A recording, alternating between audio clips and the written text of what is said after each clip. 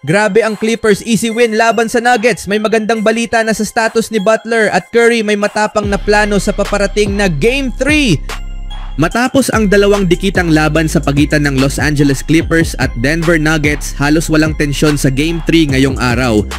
Paglipat ng serye mula sa Denver patungong Los Angeles, agad na ipinakita ng Clippers ang kanilang intensyon na dominahin ang laro. Sa unang quarter pa lang ay mabilis silang nakabuo ng malaking lead. Pinatunayan ang kaginhawang dulot ng paglalaro sa sarili nilang home court.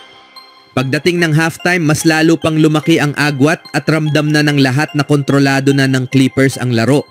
Hindi na nakabawi ang Nuggets. Sa halip na magpakita ng karaniwang tapang at kakayahang makabalik sa laro, tila nawala ang kanilang ritmo at hindi nila nahanap ang sagot sa matinding depensa at fluid na opensa ng Clippers. Sa ikatlong quarter, lalo pang lumobo ang lead ng Clippers na naging hudyat ng kanilang tuluyang pagdomina sa buong laban. Sa huli, ang laban ay naging isang pwestong usapin. Ang momentum na nakuha ng Clippers mula sa kanilang panalo sa Game 2 ay kanilang nadala at naging daan ito para maagaw nila ang kontrol sa serye. Sa kasalukuyan, hawak na nila ang kalamangan at kumpiyansa habang ang Nuggets ay kailangang mag-adjust ng husto kung nais pa nilang maibalik ang balanse sa serye. Si Kawhi Leonard ang naging bayani ng Clippers sa Game 2 kung saan nagtala siya ng 39 na puntos sa napakahusay na shooting. Ngunit hindi na kinailangang ulitin ni Leonard ang ganong klaseng performance nitong araw. Tumapos siya ng solidong laro na may 21 punto, 11 rebound at 6 na assist. Ang tunay na nagpasiklab sa first half ay si James Harden na nagtala ng 20 puntos, dahilan kaya mag-lead ang Clippers ng 18 puntos bago mag-halftime.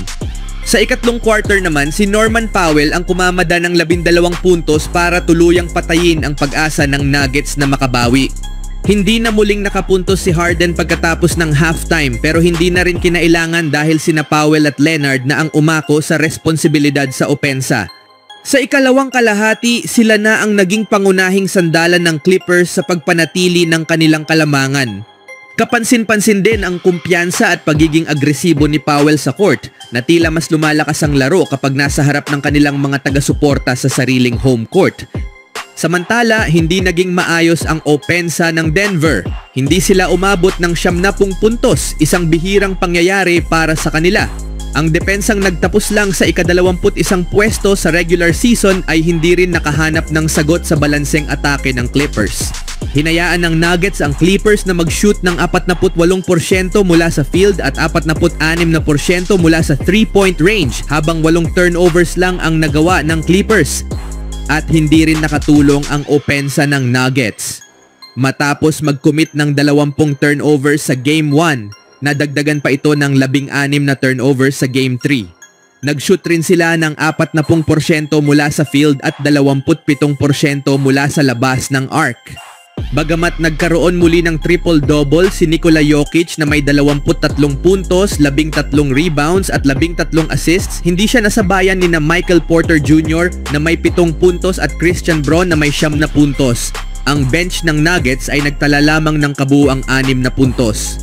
Susubukan ng Nuggets na makabawi at makahanap ng sagot pagdating ng Game 4 ngayong linggo. Sa sumunod na balita naman, nanganganib ang season ng Warriors dahil sa hindi patiyak na kalagayan ni Jimmy Butler matapos siyang magtamo ng pelvic contusion mula sa matinding pagkakabagsak noong Huwebes sa Game 2 ng kanilang unang round na laban kontra Houston Rockets sa Western Conference Playoffs. Ngunit may posibleng senyales ng pag-asa mula sa isang text ng ahente ng star forward. May konting pag-asa naman, ibinahagi ni NBA insider Mark Spears nitong araw sa ESPN's. Nag-text sa akin si Bernie Lee, ang ahente ni Jimmy Butler, at ang sabi niya, ipagdasal ang oso. Para sa akin, ibig sabihin yon ay may pag-asa si Jimmy. Habang sinasabing kailangang maging handa si Jonathan Kuminga para sa Game 3 ng Warriors-Rockets, pero may optimismo sa lagay ng injury ni Butler, ang misteryosong mensahe ay maaaring may iba't ibang interpretasyon, pero positibo ang tingin ni Spears rito. Inaasahang sasailalim si Butler sa MRI ngayong araw habang matiising naghihintay ang Dub Nation para sa opisyal na resulta mula sa Warriors. Si Butler ay matinding bumagsak sa sahig matapos siyang magtangkang makuha ang rebound at na-undercut ni Amen Thompson bandang dulo ng unang quarter sa pagkatalo ng Warriors. Nanatili siya sa sahig ng ilang sandali bago tumayo at lumakad papunta sa kabilang dulo para mag-shoot ng free throws. Nanatili siya sa laro ng ilang possessions bago nagtungo sa locker room at tuluyang hindi na nakabalik sa laro.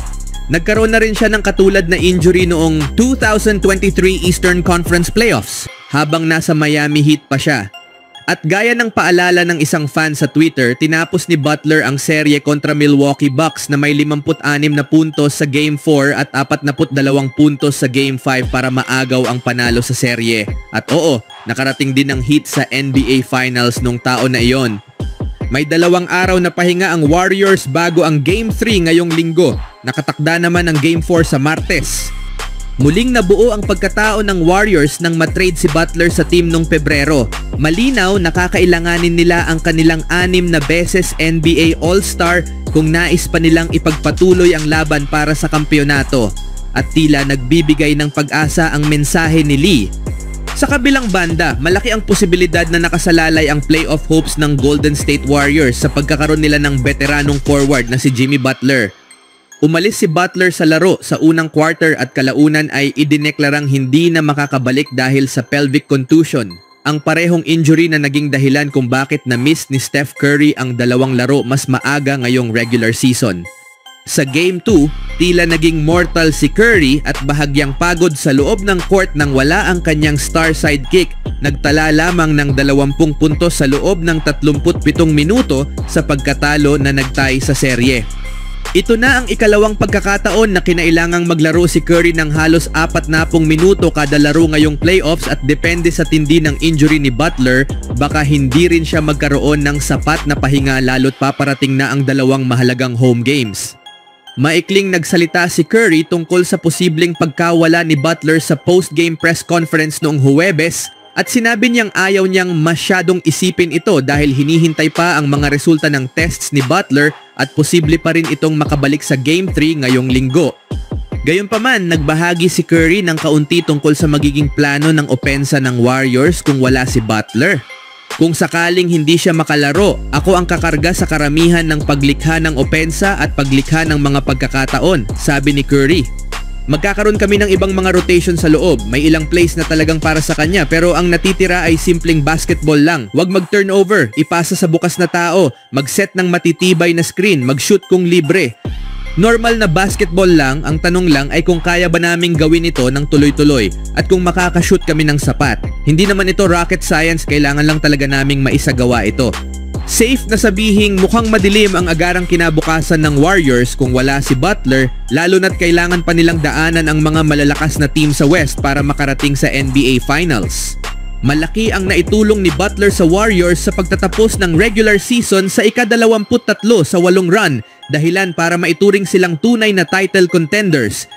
Pinaangat niya ang laro ni Curry at nagsilbing isang batikang leader at matalinong ball handler na maaasahan sa mga crucial moments.